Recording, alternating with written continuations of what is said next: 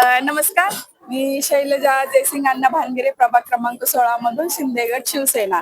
आज प्रचार करत असताना असं जाणवतंय की इथे खूप लोकांच्या समस्या तर ऑलरेडी आहेत. इलेक्शन होऊन आता जवळजवळ 8-9 वर्ष झाली. त्यामुळे कामं खूप प्रलंबित राहिलेली आहेत. ड्रेनेज लाईन असतील, रस्ते असतील, अजून वाढती गुन्हेगारी असेल, महिला असुरक्षित नाहीये, पाण्याचे प्रश्न, ड्रेनेज लाईन फुटल्यामुळे पाणी अशुद्ध येतोय, अशुद्ध पाण्यामुळे रोगराई पसरतीये. बचत गटांच्या महिलांना आता मोफत काही अशा सोयी सुविधा असतात गोरगरीब महिलांसाठी, तर त्या मिळत मिळत नाहीयेत. आज महिला सुरक्षित नाहीयेत, तर या गोष्टी खूप लक्षात आलेल्या आहेत आणि वाहतूक कोंडी खूप होत आहे. बरं. आता याला उपाय म्हणून तुम्ही काय करणार आहात?